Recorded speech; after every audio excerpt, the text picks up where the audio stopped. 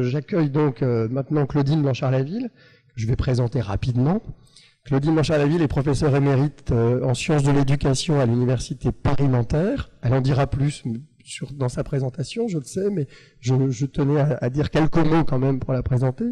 Je sais que les étudiants du parcours FFAP, vous connaissez ses travaux, ses publications, ses ouvrages. Je suppose que les étudiants des autres parcours les connaissent aussi. Je suppose pas, je le sais d'ailleurs. Donc voilà, vous connaissez la note de synthèse de 2005 qu'elle a co-rédigée, notamment avec Bernard qui est là aujourd'hui. Et puis elle a publié de nombreux ouvrages collectifs, notamment sur l'analyse de pratique, des ouvrages qu'elle a dirigés avec Dominique Fablet chez l'Harmattan. Et elle a publié 2 ouvrages sur lesquels elle va revenir dans son exposé, un en 2001 qui s'appelle « Les enseignants entre plaisir et souffrance » et l'autre plus récent, « Au risque d'enseigner », publié en 2013. Alors, elle explicite dans ces 2 ouvrages et aussi dans de nombreux articles ce qu'elle nomme un accompagnement clinique groupal. Je me suis centré un peu plus sur la notion d'accompagnement parce que ça fait partie de l'intitulé de notre parcours, ici à Cergy. Elle a construit un dispositif d'analyse des pratiques professionnelles qu'elle va présenter.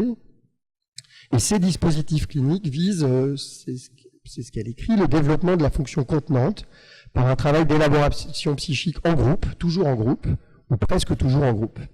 Alors elle a fortement contribué au développement du courant de recherche associant psychanalyse et éducation en sciences de l'éducation.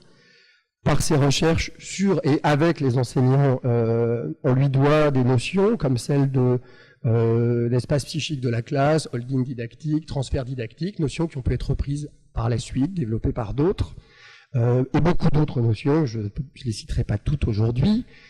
Pour ce qui nous concerne plus spécifiquement,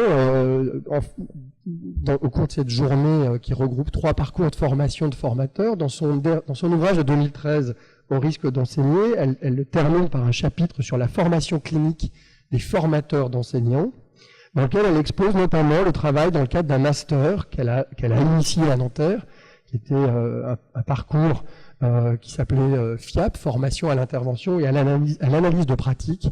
Donc si vous n'avez pas eu l'occasion de le faire, je vous invite à lire ce chapitre, notamment pour ceux qui terminent le master, parce que je pense que ça peut être intéressant par comparaison avec un autre dispositif de formation. Alors, elle a beaucoup transmis, Claudine, et elle continue à le faire. Elle va le faire aujourd'hui par sa conférence. Elle a formé de nombreux doctorants. Certains sont devenus maîtres de conférences, voire même professeurs des universités. On est plusieurs ici dans ce cas, à être devenus maîtres de conférences, notamment formés par Claudine Blanchard-Laville.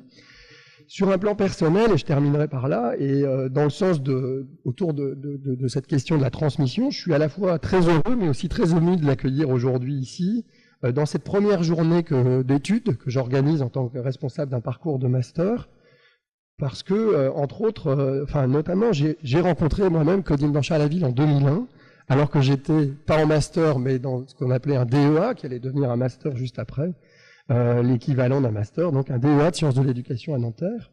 Je l'ai eu comme enseignante, et je peux dire aujourd'hui que cette rencontre fut décisive. Je n'imaginais pas alors me retrouver à cette place à tes côtés 18 ans plus tard, 18 ans, c'est ça.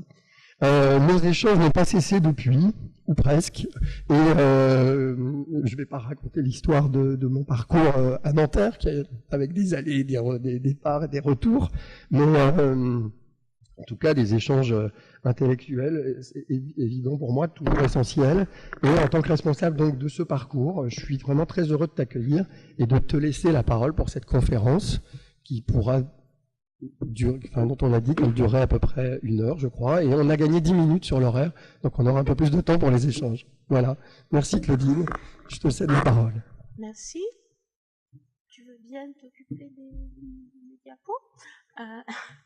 Bonjour à toutes et à tous. Ah, est-ce qu'il marche?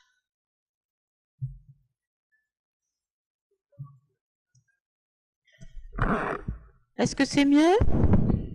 Oui. Bon, je vais essayer, mais dans le feu du discours, c'est pas sûr que je tienne. Vous me rappellerez à l'ordre. Donc tu as affiché le titre que j'ai finalement attribuer à cet exposé un dispositif d'analyse des pratiques professionnelles, le pari de l'approche clinique d'orientation psychanalytique. Je voudrais tout d'abord remercier Arnaud Dubois et Patrick Geffard de leur invitation à venir parler de mon travail d'analyse des pratiques aujourd'hui à l'orée de cette... Ça marche pas.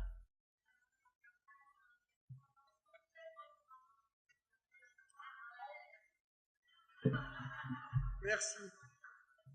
Excuse-moi. Bon.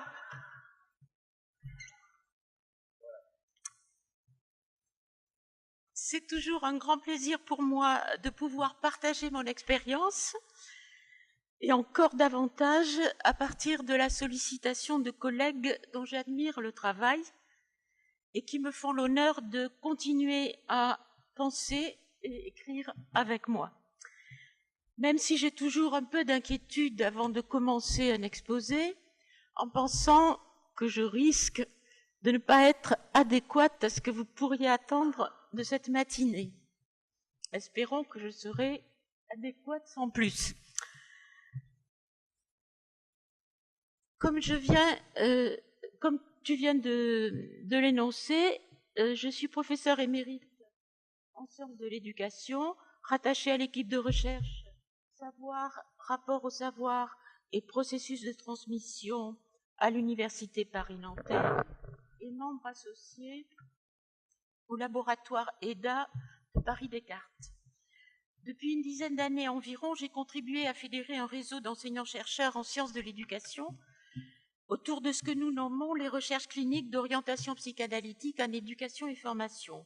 Ce réseau est aujourd'hui structuré par l'association Cliopsy, dont je suis présidente, et la revue éponyme, la revue Cliopsy, revue de recherche créée en 2009, dont je suis directrice de publication. Cette revue est un accès libre à l'adresse suivante. Par ailleurs, je voudrais dire que je co-dirige avec Nicole Mosconi et Patrick Geffard la collection Savoir et formation chez l'Harmattan, collection à laquelle vous pourrez penser un jour quand vous souhaiterez publier un ouvrage à partir de vos travaux.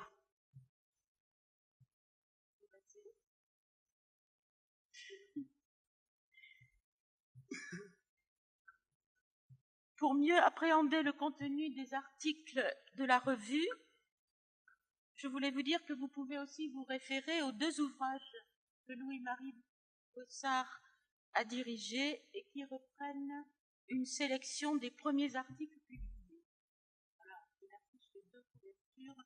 Donc, ces deux livres reprennent en version papier les premiers articles de la revue qui, elles, n'existent qu'en ligne, un accès libre, ce qui est quand même assez important à dire. Alors, voilà ce que j'ai proposé pour mon exposé de ce matin, de le structurer en 3 temps. Tout d'abord, je vais essayer de soutenir ce que j'appelle un plaidoyer pour une clinique du lien professionnel dans le contexte contemporain, une clinique orientée par la psychanalyse. Je vous raconterai en deuxième temps les modalités concrètes de la mise en œuvre, peut-être avec des exemples du dispositif d'analyse clinique des pratiques professionnelles que j'ai conçu. Et en troisième temps, peut-être vous indiquer les sources que je suis à même d'expliciter aujourd'hui, auxquelles j'ai puisé pour concevoir ce dispositif. Si on avait eu davantage de temps, j'aurais pu aborder les questions de formation, mais je crois que ça n'est pas possible dans le temps imparti, peut-être au moment des questions, de vos questions. Alors, premier point, comme je vous l'ai dit, ma réflexion s'inscrit sur la toile de fond de la perspective d'une clinique du lien professionnel que je tente de promouvoir. On peut consulter à ce propos la fin de la note de synthèse que tu as déjà citée, Arnaud, publiée en 2005, où nous développions la nécessité de soutenir une clinique de l'accompagnement professionnel dans le contexte contemporain, où les pratiques des professionnels de l'éducation et de la formation je dirais, sont quelque peu malmenées, comme les pratiques de tous les professionnels des métiers du lien, à mon sens. On pourrait peut-être aller jusqu'à dire, dans certains cas, maltraités. Dans le chapitre 1 du livre « Au risque d'enseigner » que j'ai publié en 2013, je me suis appliquée à spécifier un peu plus ce que j'appelle ce malaise actuel en ce qui concerne les enseignants, en montrant notamment que leurs assises narcissiques professionnelles sont de plus en plus attaquées par la montée de l'individualisme et par une concurrence exacerbée sur les lieux professionnels, cependant que parallèlement, chacun se perçoit dans un isolement professionnel accru où la recherche de ressources pour résister professionnellement devient quasi vitale. C'est dans cette perspective qu'il me semble indispensable aujourd'hui d'accompagner les enseignants à soutenir leur place symbolique dans les institutions et à envisager leur posture intérieure dans cette position spécifique qui est celle d'être enseignant. Cette indication me paraît particulièrement judicieuse à l'endroit des enseignants. J'ouvre une parenthèse pour dire que ce que je propose pour les enseignants, me semble-t-il, se transpose assez facilement aux formateurs, même si je n'ai pas, pour ma part, effectué de recherche spécifique sur la position du formateur. Je disais donc une indication judicieuse à l'endroit des enseignants dont les risques de se perdre dans la réactivation de scénarios imaginaires sont très grands, exposés comme ils le sont à faire face à des enfants ou des adolescents en développement, ou même, quand ils sont en présence d'étudiants adultes, à se trouver en permanence dans un rapport générationnel en termes de transmission de savoir. Un rapport qu'il nous faut soutenir au moment de l'acte didactique ou formatif, quel que soit l'âge effectif de nos élèves, de nos étudiants et de nos formés. Je note que certains travaux, comme ceux issus de l'enquête de Françoise Lanthomme et Christophe Heloux, dans leur ouvrage de 2008, laissent entendre qu'il suffirait de renforcer le moi des enseignants pour les aider à faire face à ces difficultés. Et aussi, je note que dans leur écrit, ces auteurs sont conduits à rabattre en quelques lignes l'approche d'orientation psychanalytique du côté de la pathologie, arguant que les travaux inspirés par la psychanalyse ne seraient bons qu'à se préoccuper de cas paroxystiques qu'ils qualifient d'extrêmes, ce qui pour moi constitue un grave malentendu par rapport à nos travaux. Car ce que j'estime pour ma part extrême, en l'occurrence, ce sont justement les conditions actuelles d'exercice de ces métiers qui les portent aux limites. L'accompagnement à orientation psychanalytique vise ainsi pour moi à contribuer justement à ce que les enseignants ou les formateurs trouvent des ressources nouvelles pour soutenir les situations limites dans lesquelles ils sont convoqués.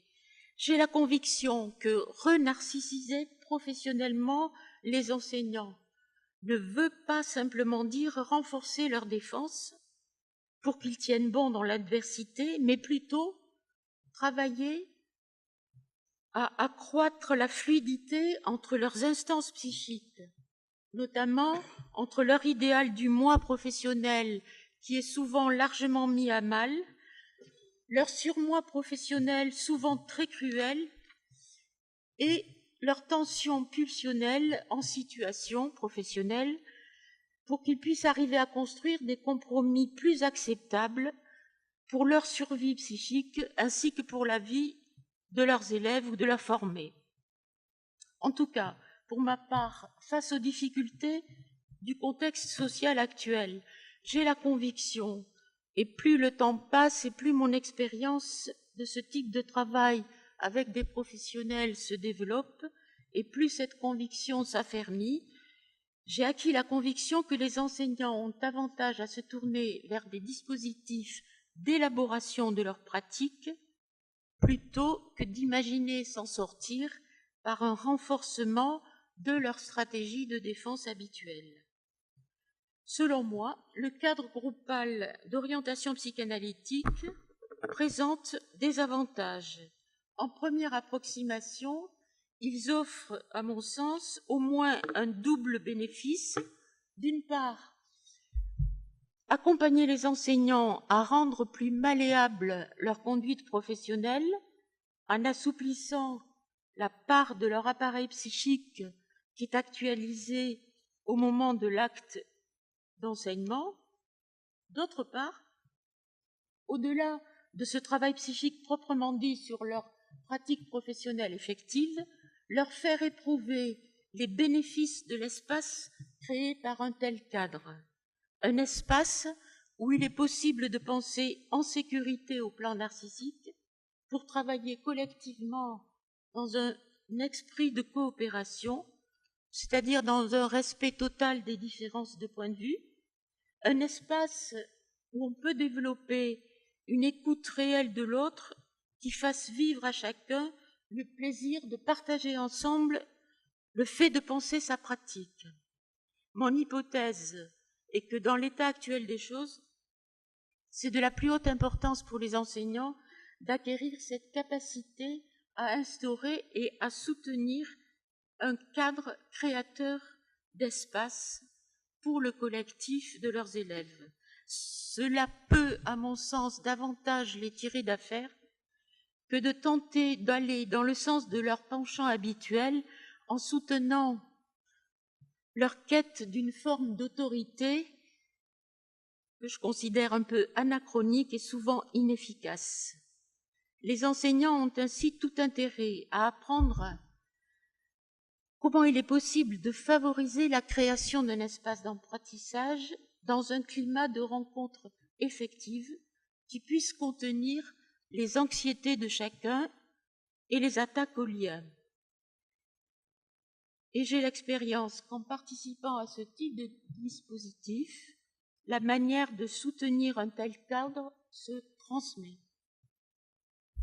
C'est ainsi que j'ai le sentiment de contribuer pour ma part à développer, au travers de la mise en œuvre de mon dispositif, une pratique du soin psychique en proposant des espaces où puissent être conduites des élaborations psychiques à propos des situations professionnelles racontées par les participants autour d'événements ou de situations concrètes dont ils éprouvent qu'ils les ont mis en difficulté ou en souffrance.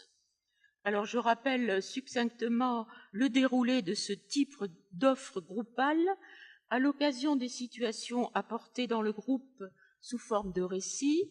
Chacune des praticiens qui s'engagent dans ce travail a l'opportunité de saisir en quoi ces situations qui font question dans sa pratique sont à même de lui permettre d'identifier ces formes singulières de réponse, ce que Balint appelait ces patterns de comportement automatique. Dans son lien à lui-même et aux autres, des sortes d'organisations psychiques sous-jacentes à ses conduites professionnelles qui lui sont en quelque sorte dictées par son histoire. Le travail ainsi conduit leur permet de dégager momentanément ou à plus long terme, selon la durée de ce travail, leur fonctionnement professionnel des scénarios les plus prégnants, ces scénarios que nous sommes tous enclins à répéter, que ce soit dans notre vie personnelle ou dans notre vie professionnelle, ces scénarios qui s'instituent pour chacun de nous comme des sortes de noyaux attracteurs inconscients de nos conduites professionnelles. Ainsi, pour moi, c'est faire en sorte dans ces espaces que chacun fasse le travail psychique qui lui incombe au lieu de l'expulser pour le mettre à la charge des autres, comme le propose Paul-Claude Racamier. Je pense que j'ai donné cette référence. Oui, merci. Ce qui, me semble-t-il, est éthiquement à notre charge quand on est en place d'enseignants ou de formateurs, et de formateurs d'enseignants y compris. Dans ces espaces, pour moi, ce qui est important, c'est que le soi professionnel soit reconnu, rencontré, au sens où le self d'un bébé est reconnu et créé, rencontré par sa mère, pour se construire dans l'espace intermédiaire qu'elle construit pour lui, et qu'il puisse être transformé dans un climat subjectif qui tempère les attaques à la fonction de liaison, si je m'inspire, comme je le fais, des travaux de Wilfred Bion. En tout cas, pour résumer, ce que je peux affirmer avec force, c'est que dans cette perspective de travail, je m'emploie à tenir compte des dimensions psychiques insues des professionnels eux-mêmes dans leurs actes professionnels. Or, il me semble que toutes les méthodes d'analyse des pratiques professionnelles, et comme vous le savez, elles sont nombreuses, y compris dans le milieu de l'éducation nationale, aussi sophistiquées soient-elles, lorsqu'elles ne prennent pas en compte cette dimension du soi psychique professionnel, ne peuvent avoir qu'une efficacité que je dirais limitée. Cette efficacité limitée est sans doute commune à toutes les pratiques humaines, mais pour autant, il m'apparaît qu'en refusant d'admettre que nos conduites professionnelles sont largement tributaires de nos scénarios inconscients, on se priverait d'un mode de compréhension et d'action essentiel vis-à-vis de tous les métiers du lien. En effet, si l'on ne tente pas de s'opposer un tout petit peu à la force compulsive de répétition, les analyses de pratique, à mes yeux, courent le risque de manquer singulièrement de puissance transformatrice de nos conduites professionnelles. En somme, je propose de penser des dispositifs à effet durable sur les phénomènes qui peuvent souvent passer inaperçus, mais qui ressemblent très fort à l'effet papillon. Si je considère par exemple l'hypothèse que j'ai construite à propos de l'enseignant dans l'espace classe, qu'un micro-déplacement de sa posture intérieure induit un changement important dans le climat subjectif qu'il induit autour de lui. Je sais, et vous savez avec moi, que d'autres modèles sont en vigueur dans le mode de l'éducation nationale. Les groupes de soutien au soutien initiés par Jacques Lévin et assez souvent la configuration dite du GEAS, souvent proposée d'ailleurs sous la forme remaniée du protocole apporté par Nadine Feingold. On peut lire une analyse des différences entre des dispositifs pourtant apparemment proches, car tous les trois référés à la psychanalyse et à Balint, dans l'article que nous avons coécrit avec Arnaud Dubois et Sophie Lerner, peut-être certains d'entre vous le connaissent, et vous verrez que malgré des références absolument semblables, en apparence, enfin de fait, quand on creuse un tout petit peu ce qui est fait dans les différents dispositifs, il y a des différences énormes. Je voudrais ouvrir une toute petite parenthèse pour vous dire que ce plaidoyer que je viens de dérouler devant vous s'appuie sur une longue expérience de mise en œuvre du dispositif depuis de très très nombreuses années et dans divers contextes. Bon, comme tu l'as rappelé Arnaud, j'ai construit un master pour former des animateurs à Nanterre en 2005. C'est dans ce master que j'ai eu le plaisir de co-animer l'espace de supervision avec Bernard Pechberti pendant plusieurs années. Depuis 2010, j'ai eu l'occasion de diversifier ma pratique et donc d'animer des groupes d'analyse des pratiques cliniques en privé et aussi beaucoup de groupes de supervision, ce qui élargit mon cadre d'expérience puisque en supervisant des animateurs ou des animatrices, je rencontre à travers eux beaucoup d'autres publics, notamment des CPE, des chefs d'établissement, des travailleurs sociaux, des mandataires judiciaires, des formateurs de santé, etc. Je me suis aussi aventurée à proposer ce dispositif à des équipes instituées, aux formateurs de l'école de la deuxième chance pendant 3 années, dans le 20e arrondissement, à une équipe du micro-lycée de Sénart pendant 1 an, et actuellement à une équipe d'éducateurs dans une maison à caractère social pour des jeunes filles, dans laquelle j'interviens auprès d'une équipe depuis 2 ans. J'ai aussi une expérience, et c'est celle qui peut-être nourrit beaucoup ma réflexion en ce moment, depuis 8 ans, de proposer un groupe d'analyse des pratiques en formation pour des enseignants musiciens qui se forment à devenir enseignants, c'est-à-dire des personnes qui sont musiciens et qui se forment en 2 ans à devenir enseignants. Nous avons l'expérience de 7 promotions d'une quinzaine de ces enseignants musiciens que nous avons accompagnés par ce type de dispositif depuis 2011. Pour terminer avec cette parenthèse, je voudrais vous dire que ce qui m'a particulièrement aidé à formaliser ma pratique d'animation de ce dispositif, ce sont les nombreuses expériences de co-animation dont j'ai bénéficié. Je me suis trouvée à de nombreuses reprises en position de devoir expliciter pour mon co-animateur ou ma co-animatrice des décisions que j'avais prises dans le feu de la séance et ainsi d'expliciter l'implicite de mon action comme tout expert qui ne sait pas ce qu'il fait tout en le faisant. C'était mon premier point. Ça va? Bon. Deuxièmement, les modalités concrètes de mise en œuvre de mon dispositif, je vais vous les donner en m'appuyant sur un exemple, celui d'un professeur de philosophie que j'appelle Pascal. Ah, j'ai oublié que je voulais mettre une citation en exergue de cet exposé. Je vous la donne maintenant. C'est quelque chose que j'étais en train de lire hier soir. C'est un entretien de Jean-Bertrand Pontalis qui dit « Quand j'ai commencé mon analyse avec Lacan, j'étais déjà moi-même professeur de philosophie.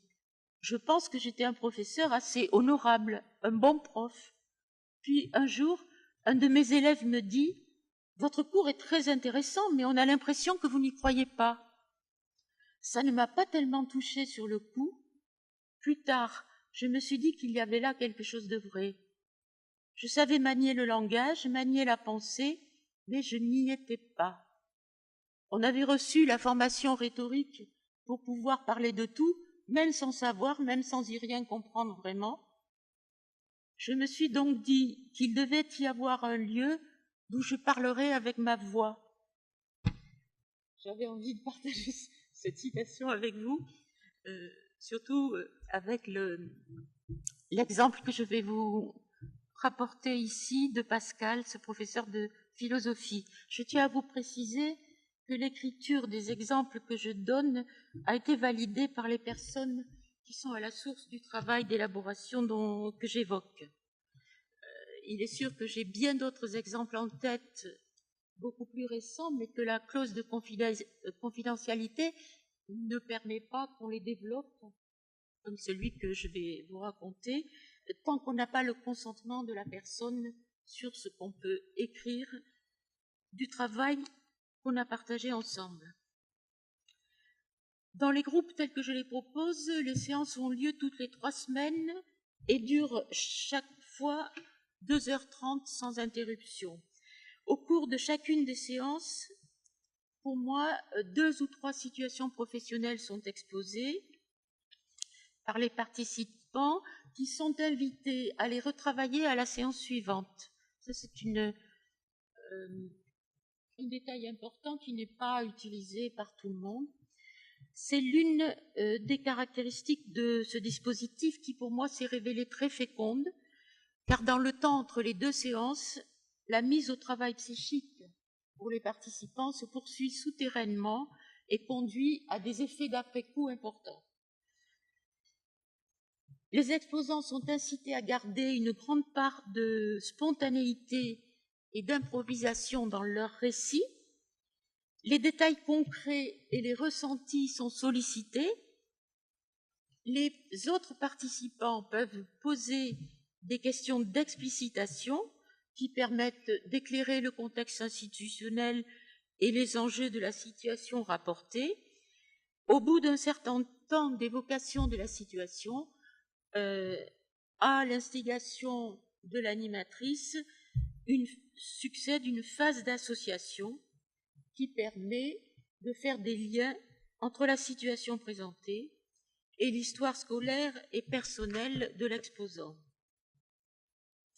Donc je continuer en vous donnant les extraits de 2 séances pour essayer de vous transmettre comment ce travail se passe, bien que je ne suis pas sans savoir qu'on a beau l'écrire, le raconter, beaucoup de personnes qui ont travaillé avec moi me disent quand je suis venue, j'avais lu, je me représentais ce qui allait se passer, puis maintenant que j'y suis, c'est pas du tout ça qui se passe.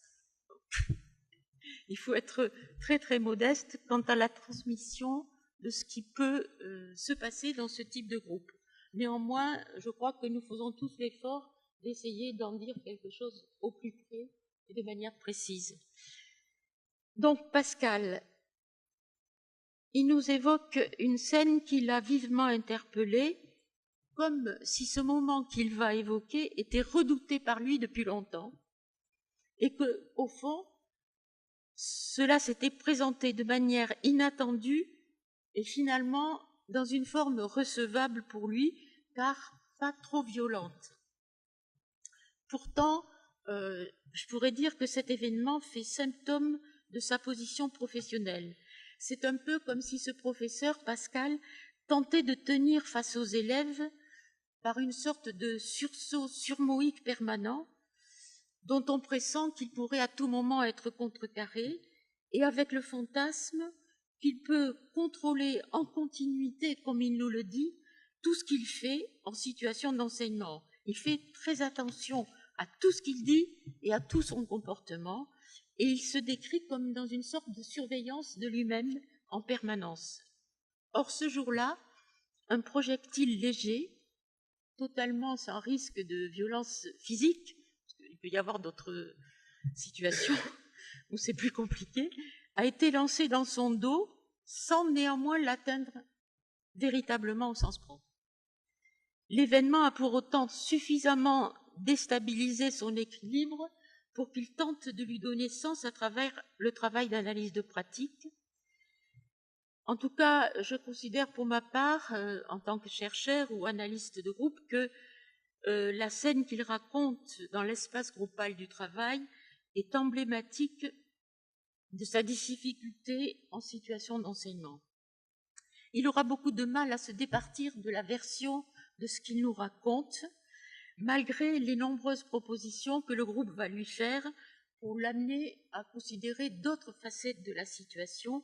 Il a tout un raisonnement explicatif de l'enchaînement des faits qui est très ancré en lui, sans doute en lien avec sa forme de réassurance par rapport à des craintes dont nous ne mesurons pas sans doute l'ampleur au moment où il travaille.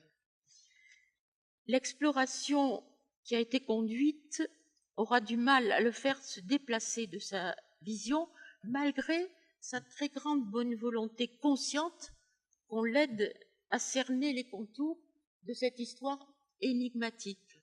Et c'est toujours comme ça que ça se présente. C'est une situation dans laquelle il y a un événement qui est énigmatique. Et pour ma part, je vois à chaque séance de travail, toujours à l'œuvre, cette volonté de réflexivité du professionnel participant et en même temps les résistances quand il expose ou quand elle expose un récit vécu, car pour chacun de nous, il s'agit toujours à tout instant de vouloir savoir quelque chose de nos ressorts profonds, sous-jacents à nos actes professionnels, mais surtout de n'en rien vouloir savoir, ou de ne rien en vouloir savoir de nouveau, pour préserver aussi bien l'énigme que les solutions défensives qu'on a trouvées jusque-là pour faire face.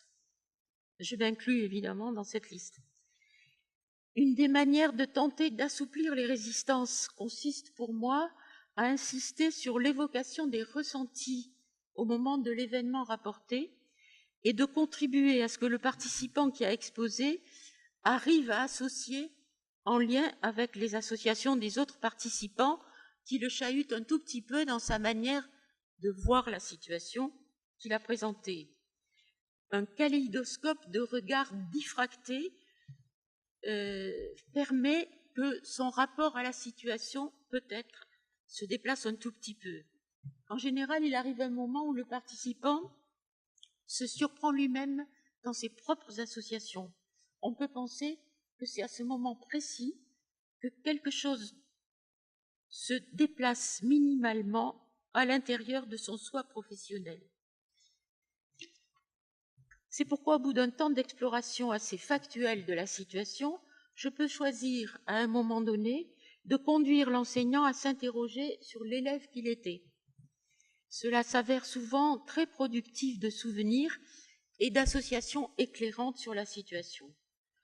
C'est une des voies possibles, à mon sens, pour aider l'enseignant à réintégrer psychiquement sa partie élève, dont j'ai pu montrer qu'elle est assez souvent expulsée chez l'élève réel dès qu'on devient professeur, alors même que son soi élève est encore vivant en nous et que ça peut être tout à fait productif de pouvoir dialoguer encore avec son propre soi élève, tout en dialoguant dans la réalité avec l'autre élève lorsqu'on est devenu professeur.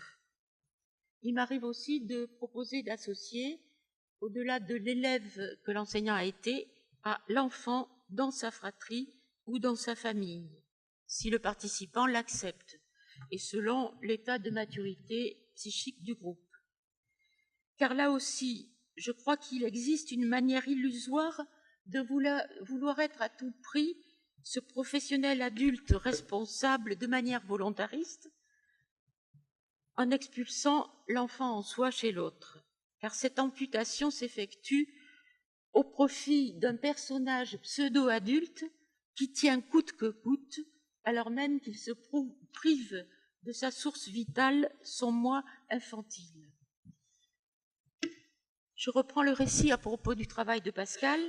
C'est au moment de l'émergence de souvenirs d'enfance et de sa scolarité que l'image d'une figure importante pour lui au niveau familial se présente. Je peux alors lui proposer, en percevant sans doute confusément par une sorte d'identification inconsciente que dans la classe, peut-être qu'il se sent être cette figure dont il vient de nous transmettre le côté à la fois admirable et terrifiant, le côté admiré et redouté de sa grand-mère. À quoi joue cet enseignant dans la classe? Que dramatise-t-il à son insu dans le rapport générationnel avec ses élèves? Qu'est-ce qu'il met en scène inconsciemment?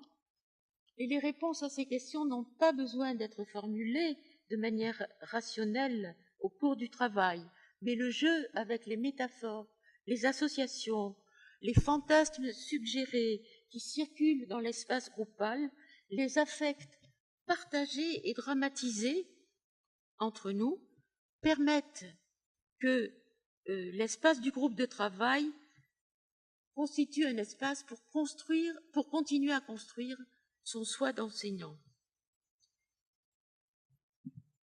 Si pour Pascal, ce que Balint appelait les modèles de réaction automatique ne changent pas encore en profondeur à partir de 2 séances de travail, la poursuite du travail dans le dispositif lui fera peut-être gagner un tout petit peu de jeu JEU. Chaque participant parle toujours de sa position singulière. C'est dans cette altérité respectée que la singularité se construit, et gagner du jeu JEU, comme je vous le proposais au départ, c'est donc gagner du jeu JE sur le plan professionnel. Je vais passer un peu parce que je crois que faut que j'arrive dans les temps. Oui. Alors, je vais passer aux sources du dispositif.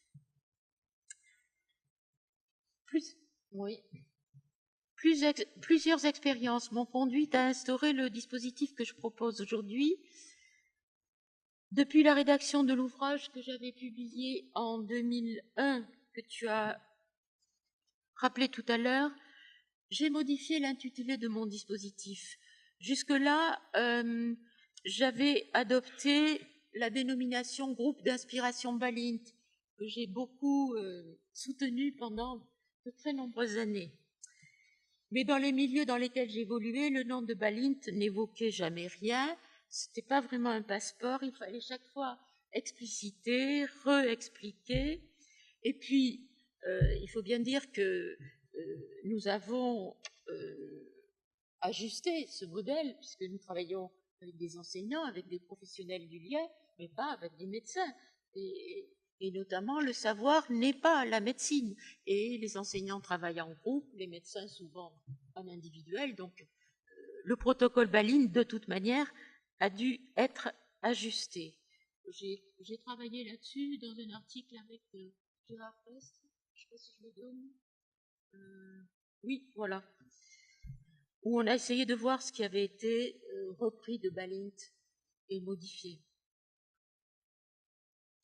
Pour ma part, depuis 2001, je tends, comme tu l'as dit, à appeler ce travail accompagnement clinique groupal. Oui. Alors, bien sûr, Balint est l'inspiration Princeps pour moi, mais aussi toutes les supervisions desquelles j'ai bénéficié, et surtout, sans doute que mon style actuel a été profondément modifié par le travail psychique que j'ai réalisé auprès d'un analyste qui s'appelle Salomon Resnick.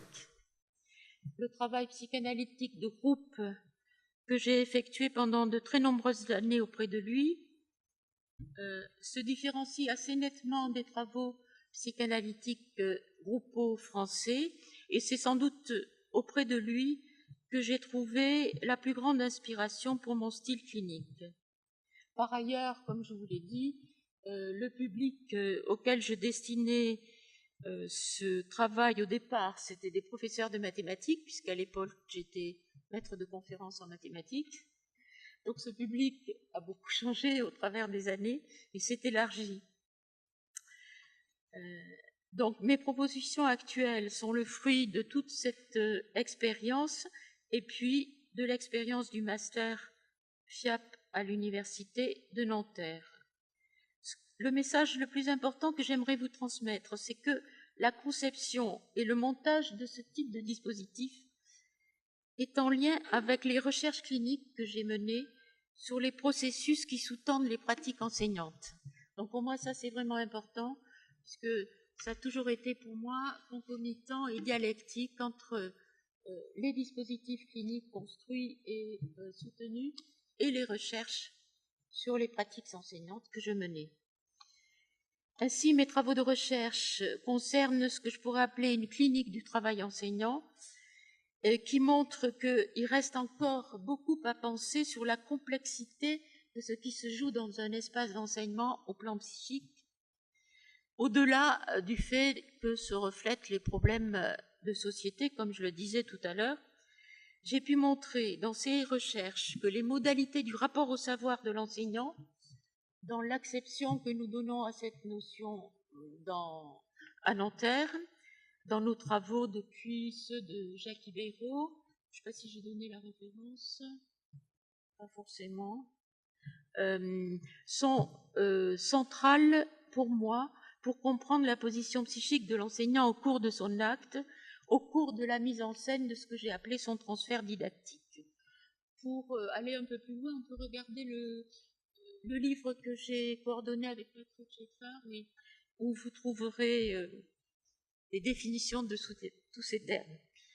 Il me semble crucial de reconnaître la souffrance psychique professionnelle due au simple fait d'exercer le métier d'enseignant, c'est-à-dire qui consiste à soutenir le lien didactique, c'est-à-dire à se relier aux élèves, aux collègues de l'établissement, à la hiérarchie de l'institution, et en même temps transmettre son propre rapport au savoir. Donc, pour moi, cette configuration, cette mise en lien est risquée au plan psychique. Bien sûr, dans cet espace, il ne s'agit pas de vivre des expériences relationnelles seulement, il s'agit d'accompagner les élèves à entrer en rapport avec le savoir, avec les savoirs ou le savoir que nous enseignons, que nous avons choisi, entre guillemets, d'enseigner. Soutenir ce lien didactique, c'est s'exposer jour après jour dans son rapport au savoir. Et quelquefois, en subissant ce que j'ai pu montrer dans certains articles, des maltraitances sur notre rapport au savoir non délibérées de l'institution. Par exemple, lors de changements de programme, souvent nécessaires, quand ces changements viennent toucher notre noyau dur de notre identité de professeur, en modifiant l'organisation des savoirs qui a construit notre propre rapport au savoir. J'appelle transfert didactique la manière singulière dont chaque enseignant projette sur l'espace psychique ce double lien, son lien au savoir et son lien au groupe d'élèves, et c'est ce qui donne, à mon sens, la tonalité psychique de l'espace de la classe. Ne pas oublier que, au-delà de ces liens intersubjectifs, il y a une dimension groupale auquel les enseignants ne sont en général pas du tout préparés, une configuration dont la puissance fantasmatique a été sous-estimée, et à mes yeux, les enseignants ont à construire une enveloppe psychique du groupe d'élèves pour pouvoir assurer une forme de holding psychique suffisamment sécurisant pour eux. Cette position se vit dans une relative solitude, peu relayée par l'institution, à laquelle il faut se tenir une place d'adulte. Cette part d'adulte professionnel est absolument nécessaire. Les élèves et les étudiants nous attendent dans la rencontre. Lorsque cette rencontre n'est pas possible, ou que cette place n'est pas soutenue, il s'en dégage une forme de violence. Il s'agit d'assumer cette part d'adulte sans pour autant tomber de l'autre côté, donc on va de Caribe en Scylla, dans une forme d'emprise ou plutôt d'abus, car je considère que dans l'espace clos de la classe, les abus, qu'ils soient d'ordre narcissique, sadique ou sexuel, sont convocables facilement.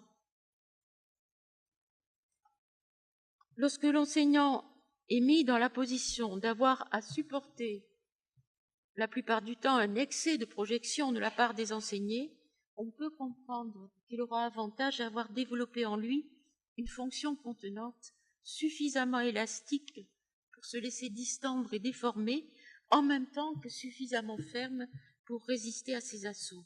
Et c'est vraiment en lien avec ces résultats de recherche que j'ai évoqués là extrêmement rapidement, que s'est construite ma conviction, celle dont je vous faisais part dans mon premier point, et que j'ai conçu le dispositif que j'évoque aujourd'hui pour vous, pour arriver à développer les processus de subjectivation professionnelle, pour que le désir des professionnels soit relancé en sortant du risque d'usure, pour que les émotions qui surgissent en situation professionnelle puissent être métabolisées, que les relations aux élèves soient tiers-séisées et que les enseignants sortent de leur sentiment de solitude sans tomber dans la confusion des places, pour que chacun puisse développer sa capacité à penser, au-delà des risques de sidération, par une remise en route des appareils à penser dans un contexte sécurisé, dans lequel je crois que s'opère une forme de transmission du geste professionnel.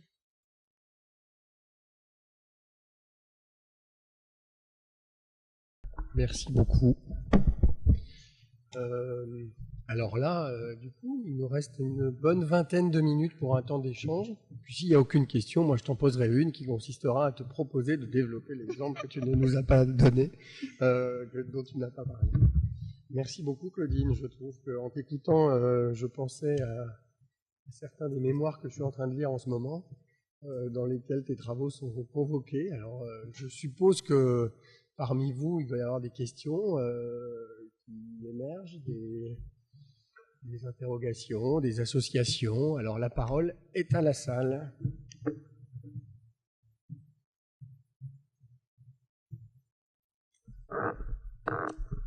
Allez-y, ça aurait été beaucoup plus facile en groupe restreint, les interactions, j'aurais pas fait un exposé formel, mais bon. Là, le genre oblige. Allez-y, toutes les questions. Ça marche pas, si. Oui, bonjour. Je suis formatrice en formation, S3, Sud, je sais pas, sur le groupe d'Anthony. Je suis aussi enseignante spécialisée en réseau d'aide, enseignante dite G. Bon, c'est pas rien cette lettre-là quand même. Hein. Bon, et j'ai toujours, enfin, j'ai l'impression que la fonction que j'exerce est une fonction de tiers. Mais en lisant votre livre, je me suis demandé finalement si c'était tant que ça une fonction de tiers, parce que je me retrouve effectivement dans des situations où je suis seule avec l'enfant et où il n'y a pas d'espace de supervision à part GEAS. Effectivement, j'ai fait l'expérience, ça ne m'a pas du tout convaincue.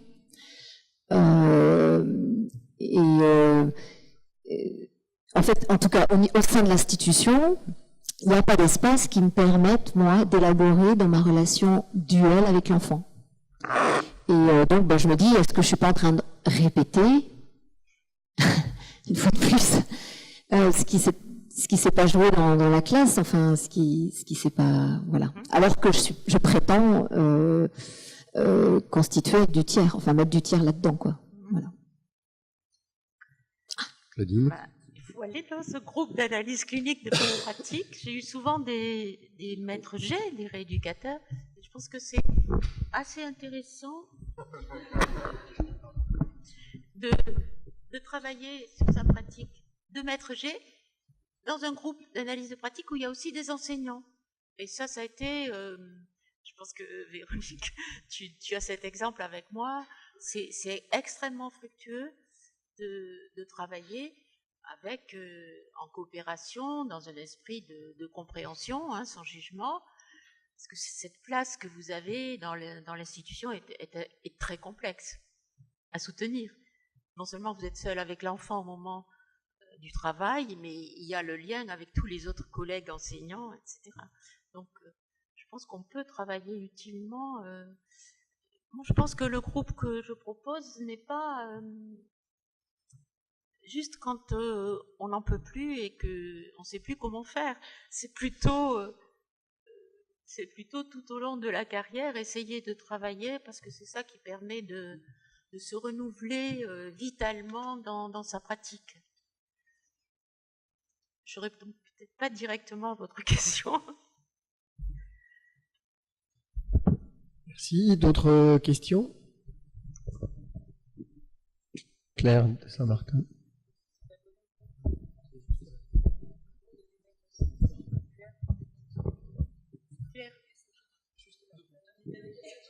Ah, pardon.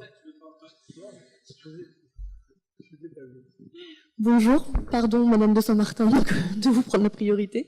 Bonjour à tous. Donc moi je suis une ancienne étudiante du Master Fab promotion 2016 Sud également.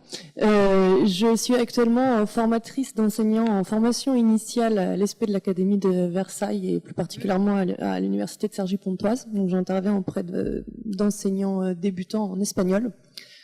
Et dans le cadre donc des enseignements que je dispense, j'ai les cours d'analyse de pratique. Donc voilà, dans ce cadre-là, j'ai été amenée à expérimenter différents dispositifs que vous avez cités par ailleurs. Et la première chose que je voulais dire, c'était merci pour votre exposé et, qui ne fait que renforcer les convictions que j'ai de l'utilité de ce dispositif dès les premières années en fait de la carrière. Ça met des mots un petit peu sur des convictions profondes que j'ai pas encore tout à fait explicité. J'ai une question assez précise en fait. Vous avez parlé du fait de travailler les situations, enfin de retravailler les situations, donc d'une séance à l'autre.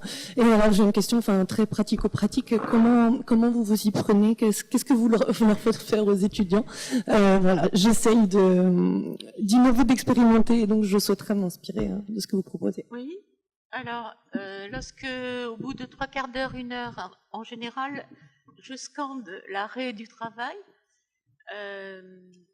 c'est moi qui, par ce que je ressens, je dis on peut peut-être arrêter là et laisser les choses cheminer. Voilà.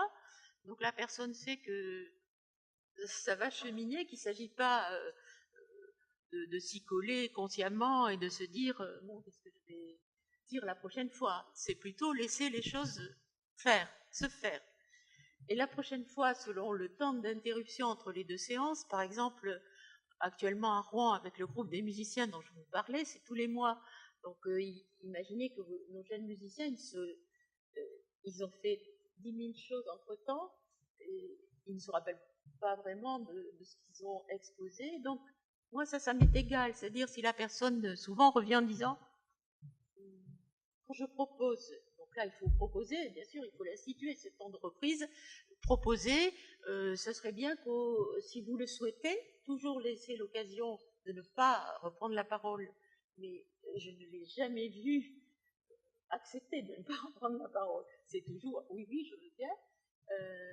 Est-ce que vous voulez qu'on reprenne le travail avec la situation que vous nous avez proposée à la séance dernière? On va reprendre un temps de travail et quelquefois la personne dit oh, mais je ne me souviens même pas que j'ai parlé, je ne me souviens de rien.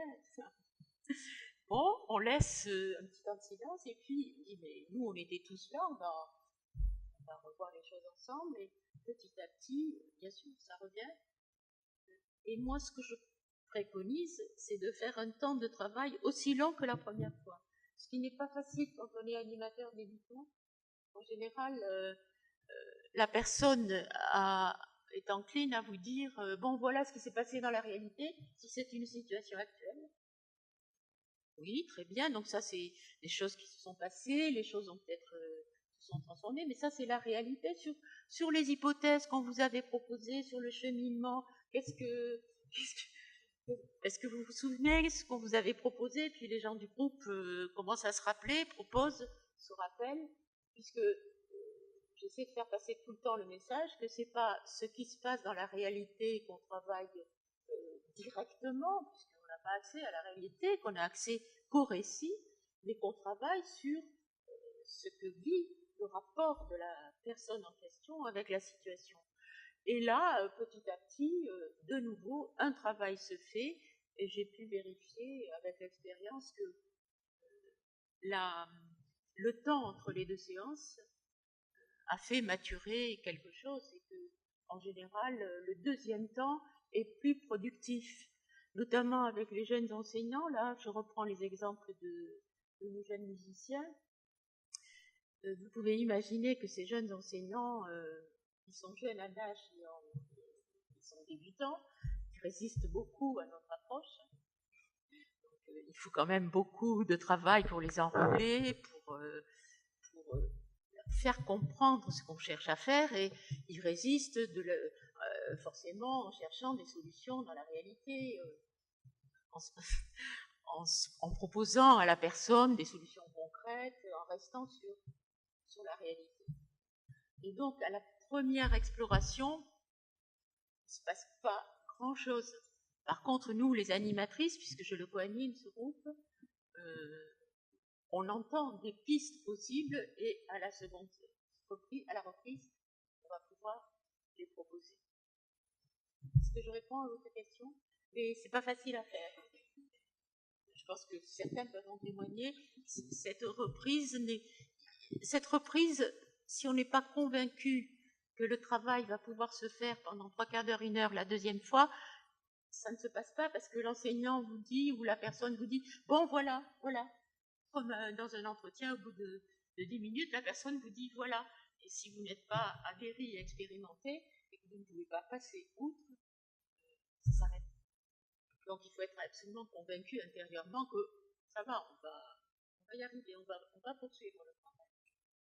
Mais de toute manière, par rapport à ce dispositif, c'est vraiment la conviction intérieure de l'animateur qui tient la chose.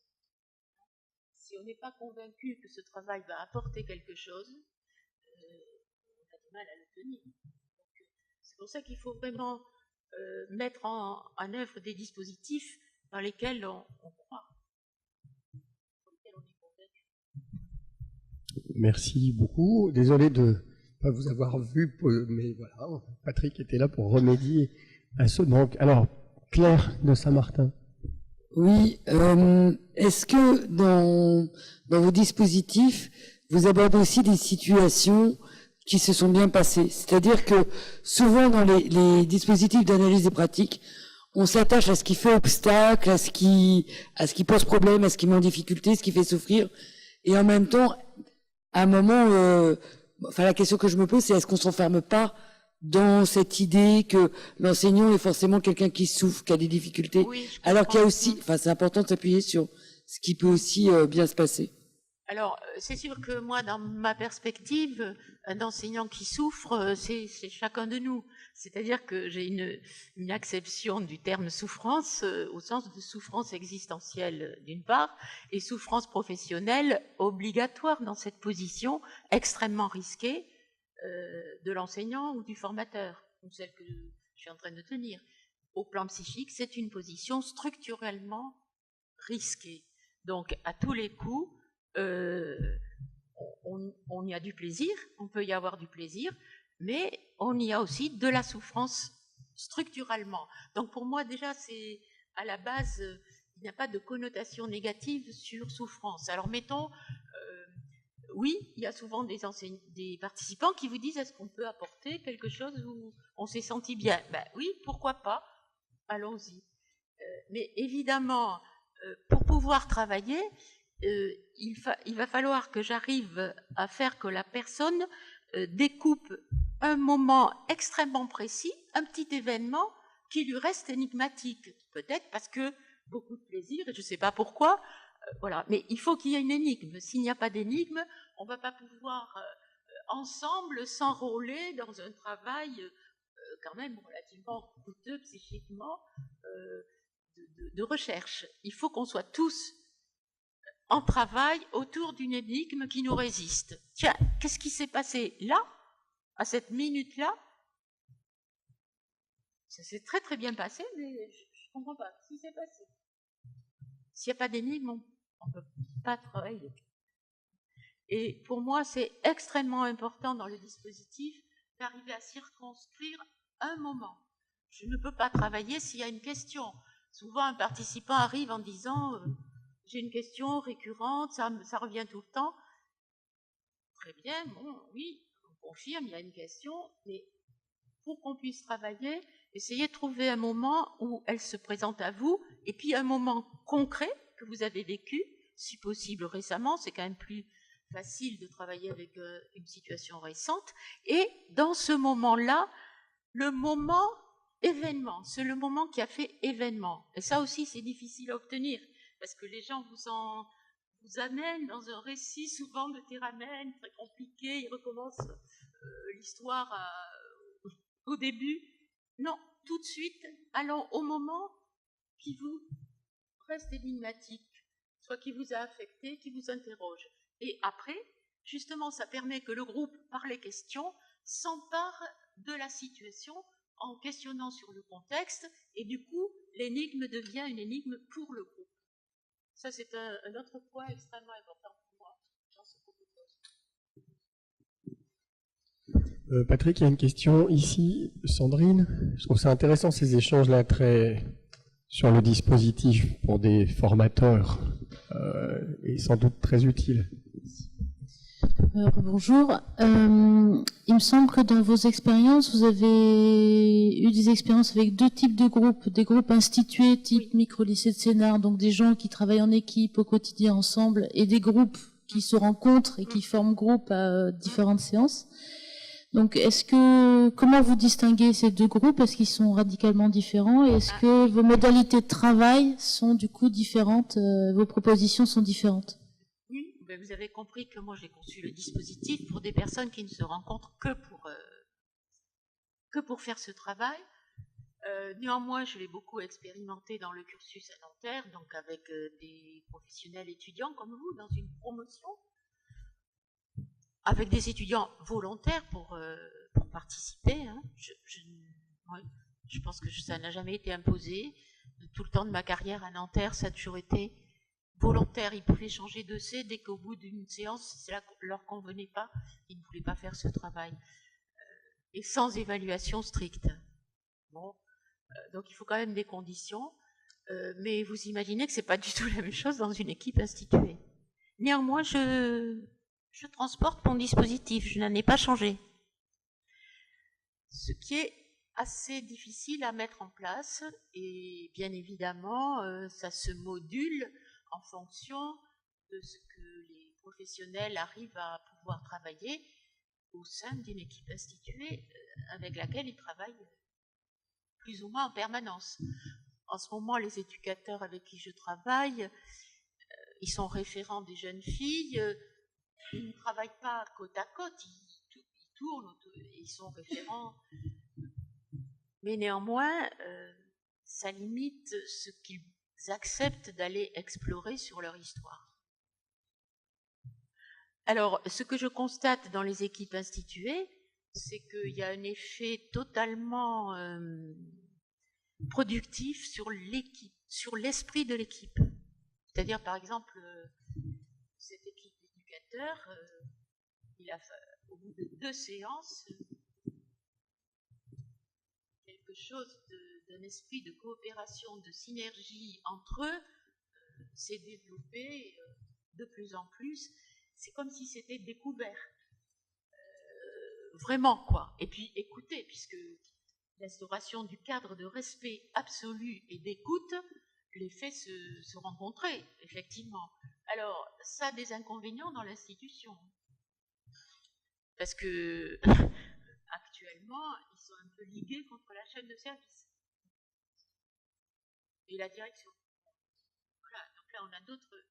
Et c'est très compliqué de ne pas tomber dans une régulation institutionnelle.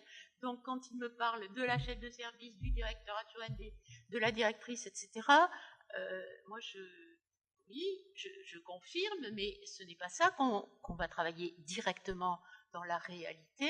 Par contre, alors, on va essayer de voir dans la situation apportée quel est le rapport de cet éducateur avec la chef de service. Et ça modifie les choses concrètement dans l'institution. Pas toujours. Un autre fait qui est totalement inattendu, c'est que dans ce groupe, 2 éducateurs ont démissionné et sont partis de l'institution. C'est-à-dire comme si le travail qu'on avait fait ensemble leur permet de s'autoriser à penser qu'ils ont des compétences et que là, bon, c'est bon, le temps, ça fait 15 ans qu'ils sont là, ils vont aller chercher ailleurs et ils trouvent.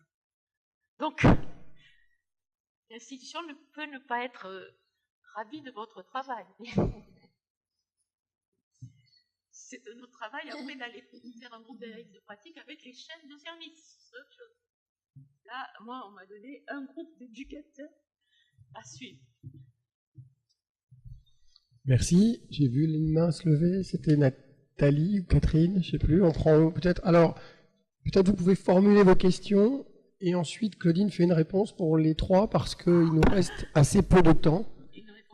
Enfin, une réponse pour les 3, ou ce que tu pourras dans le temps qui nous reste. Alors, Charlotte. Oui. Bonjour, je m'appelle Charlotte Vernier, je suis formatrice ici et enseignante. J'avais donc 2 questions. La première, vous avez évoqué la co-animation dans la pratique d'animation. Je voulais savoir en quoi c'était différent d'une animation solitaire. Et la deuxième question, vous parlez du concept de transfert didactique. Est-ce qu'on peut l'appliquer aux formateurs ou est-ce que c'est quelque chose qui est purement enseignant? Et voilà, c'était mes 2 questions. Alors, rapidement, Oui, parce que... transfert didactique, je vous l'ai dit, moi je crois qu'on peut parler du transfert formatif, mais je n'ai pas fait de recherche spécifique, au sens de chercheur, sur cette question. Souvent, les personnes avec qui je travaille me disent « oui, ça se transpose, mais il faudrait y réfléchir à 2 fois quand même ». Comment on le définira, de quoi il est fait? Parce qu'un formateur, il n'a pas le même type de rapport au savoir qu'un enseignant. Donc, c'est à travailler. Alors, la question de la co-animation, je peux rester toute la journée pour en parler avec vous, parce que c'est une énorme question. Ce que je disais tout le temps aux étudiants, moi, c'est que ne croyez pas que ça facilite les choses. Parce que on croit que, oui, bien sûr, on va être 2 et on est moins seul. Donc, c'est intéressant, et puis on a l'impression d'être étayé. Mais ça complique les questions transférentielles, puisqu'il va y avoir un transfert sur un couple d'animateurs, sur chacune des animateurs. Et donc, vous avez un intertransfert à travailler avec votre co-animatrice et co-animateur. Donc, il y a beaucoup de travail, ça donne beaucoup de travail. C'est extrêmement enrichissant. Je ne sais pas ce que Bernard pourrait en dire, mais bon, moi, j'ai des co-animations avec beaucoup de personnes. C'est une richesse inouïe. C'est là que j'ai appris ce que je faisais. Parce que quand à Rouen, on sort de la séance et Sophie me dit, mais là, tu leur as dit, mais moi, je sais pas, j'aurais pas dit ça. Ah bon, pourquoi j'ai dit ça?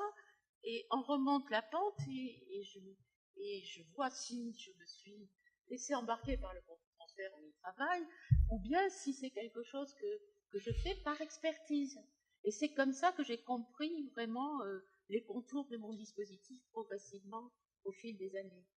Et évidemment, ce n'est pas simple, parce que l'autre à côté n'a pas la même vision des choses, n'a pas le même contre-transfert vis-à-vis du groupe, vis-à-vis de chacun, n'est pas le même.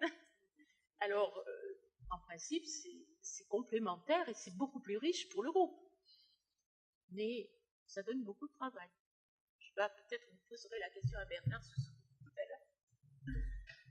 Alors, dernière question. Oui, bonjour. Donc, moi, je suis étudiante à FFAP en S4 ici. Et vous avez parlé tout à l'heure de la fonction de contenante. Donc, ça m'intéresse parce que j'en ai parlé dans mon mémoire. Et je crois justement cette année, j'avais un stagiaire. Je suis professeure, j'avais un stagiaire. Et je crois que cette année, j'ai pu développer cette fonction contenante. Et j'aimerais savoir si le stagiaire, bien sûr, n'en a pas conscience et l'a pas développé parce qu'à mon avis, c'est un jeune. Et j'aimerais savoir comment on acquiert justement cette fonction contenante. Est-ce que tout le monde peut l'acquérir déjà? Et surtout quand on ne connaît pas cette notion. Donc comment l'acquérir? Voilà, comment l'acquérir?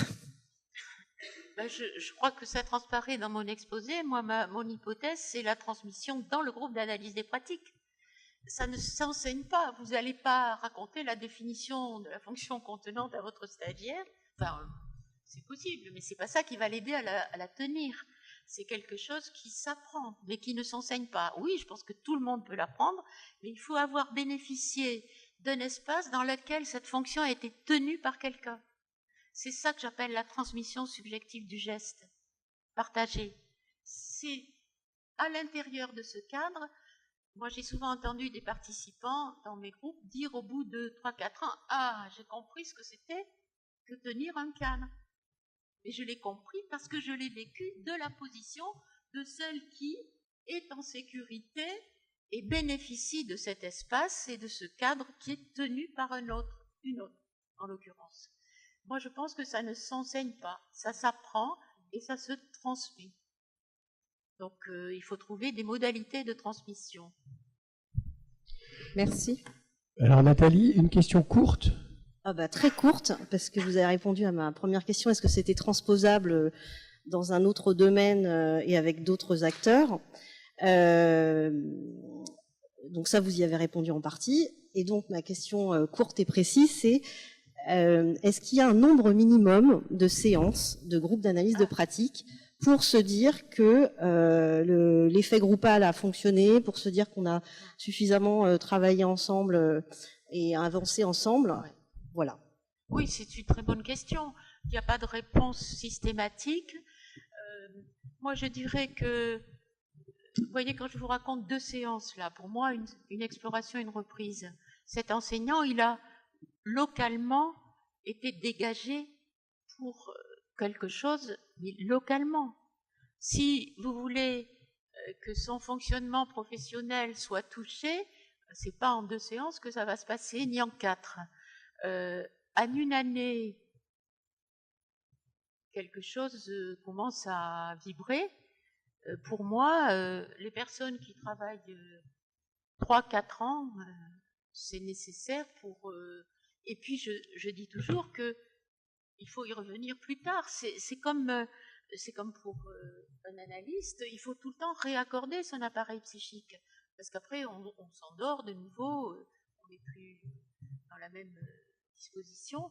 Et donc, moi, je trouve que pour une carrière d'enseignant, ça peut ça peut s'expérimenter à plusieurs reprises de sa carrière. C'est pour ça qu'il n'y a pas de réponse absolue, mais c'est pourquoi moi non plus... Je vais repréciser ma question parce que c'est dans un contexte particulier. Moi, j'ai travaillé dans le privé, je suis venue à l'éducation nationale et je vais retourner dans le privé. Et du coup, il y a une forte demande de groupes d'analyse de pratique auprès des managers de proximité pour qui je vais m'apprêter à former. Et du coup, je suis en train de concevoir un petit peu la formation, sauf que je me dis qu'avec des managers qui ne se connaissent pas forcément, parce qu'on fait de l'inter-entreprise, avec des budgets un petit peu limités, on ne peut pas sortir les managers tout le temps de leur contexte professionnel. Du coup, quand on me dit je suis d'accord pour faire des groupes d'analyse de pratique sur 4 fois 2 heures en l'espace de 2 mois, je me dis que c'est pas tenable. 4 fois 2 heures, non. Voilà, par exemple. Et du coup, moi, je me suis dit, est-ce que je peux proposer sur 6 mois, sur 1 an, à des séances et des fréquences 4 fois 2 heures, c'est pour sensibiliser les personnes, c'est tout. Vous pouvez toujours l'accepter, bien sûr, parce que si les personnes ne connaissent pas ce travail, c'est toujours intéressant de les sensibiliser, de leur faire connaître. Mais ça n'a pas de sens si on veut attendre un quelconque résultat. Il faut quand même 8 séances, 8 à 10 séances ou 12 séances sur du temps, sur la durée. Merci beaucoup Claudine. Je pense qu'on va s'arrêter maintenant.